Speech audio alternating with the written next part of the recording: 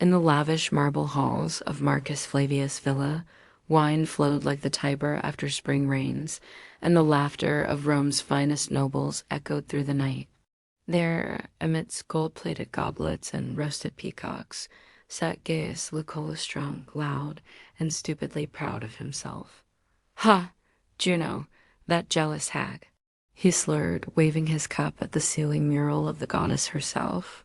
"What has she ever done, eh? Jupiter's wife and still gets cheated on. Some goddess of women she is," the nobles gasped. One guy even dropped his fig. "Everyone knew you could insult Caesar, but you never insulted Juno." Gaius, however, was way too deep into his third amphora of wine to notice divine retribution loading in the background.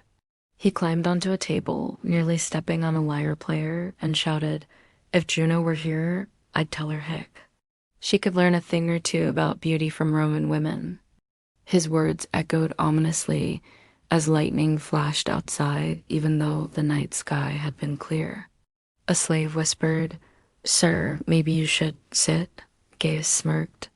"Bah, the gods have better things to do than listen to me."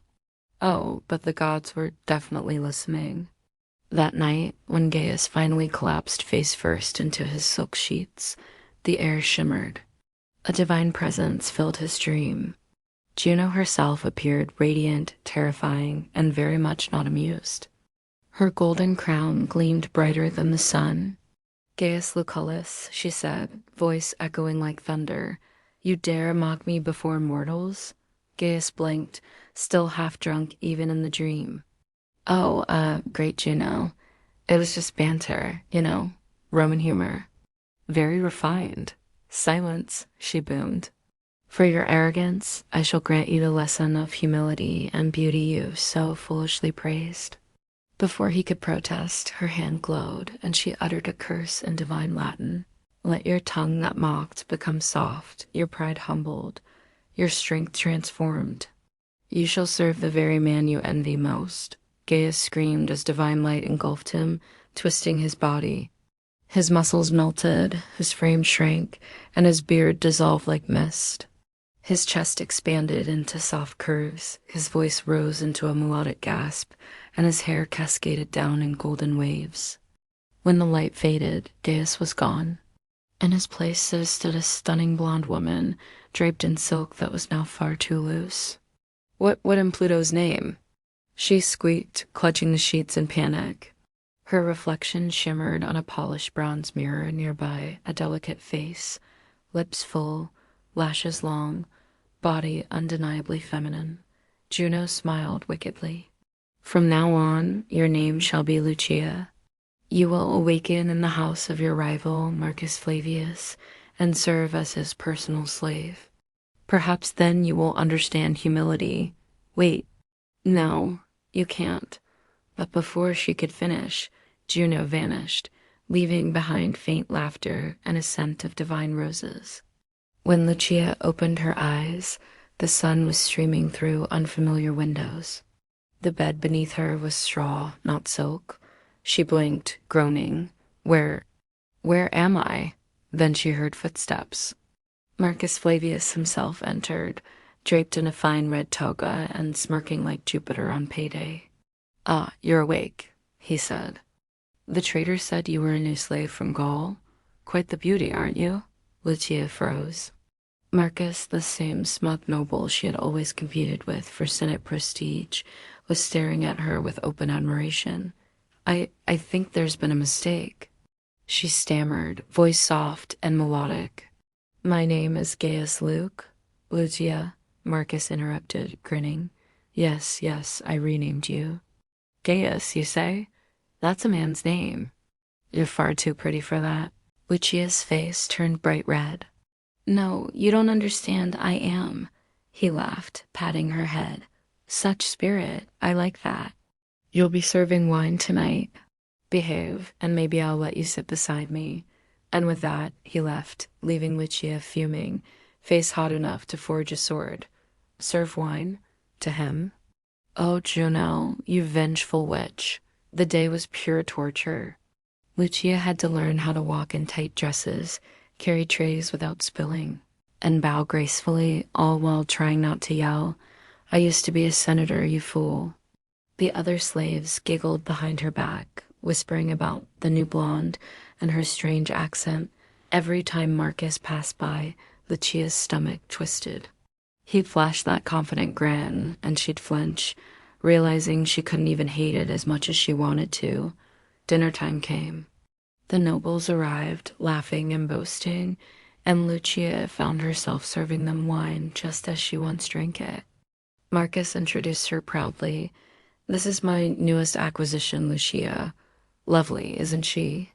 Gaius' old drinking buddies were there, half drunk already, and one nearly spat out his wine. "By Mars, she looks familiar." "You flatter me," Lucia said quickly, trying to sound like a shy slave. The irony was so thick she could choke on it. Marcus gestured for her to sit beside him, and when she tried to refuse, he pulled her close with a teasing smirk. "You're trembling. Are you cold?" "No, just plotting your doom," she muttered under her breath. He chuckled. "What was that?" "A nothing, my lord." She could feel Juno's laughter echoing in the back of her mind.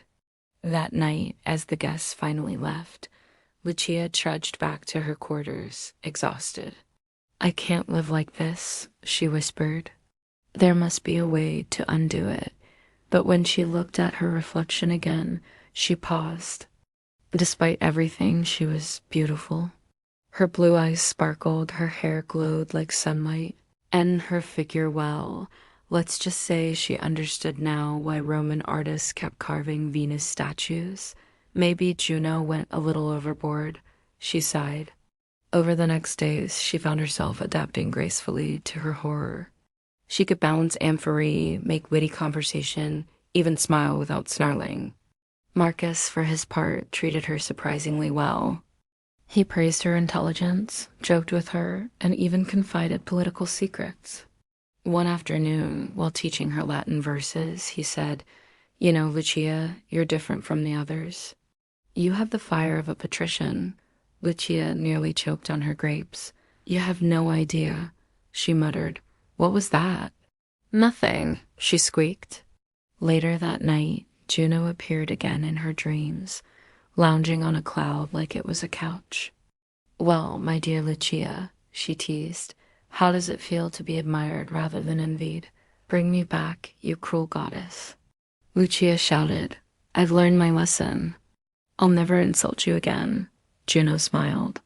I believe you. But tell me, would you truly rather return to your old life? The pride, the arrogance, the loneliness?" Lucia hesitated. Marcus's laughter echoed faintly in her memory, warm and genuine. She sighed. "Maybe I could stay just a little longer," Juno smirked. "As you wish. Don't worry. I'll make sure Marcus eventually learns who you really are. That will be amusing." "Wait, what?" But the goddess vanished again, leaving Lucia sitting up in bed, clutching her pillow and groaning. "Juno, you absolute menace." Outside, the moonlight bathed the villa in silver, and from somewhere nearby, Marcus's voice called, "Lucia, bring more wine." Lucia rolled her eyes, muttering, "Yes, master," but there was a smile tugging at her lips. And somewhere high above Olympus, Juno laughed so hard even Jupiter peeked over and said, "What did you do this time?"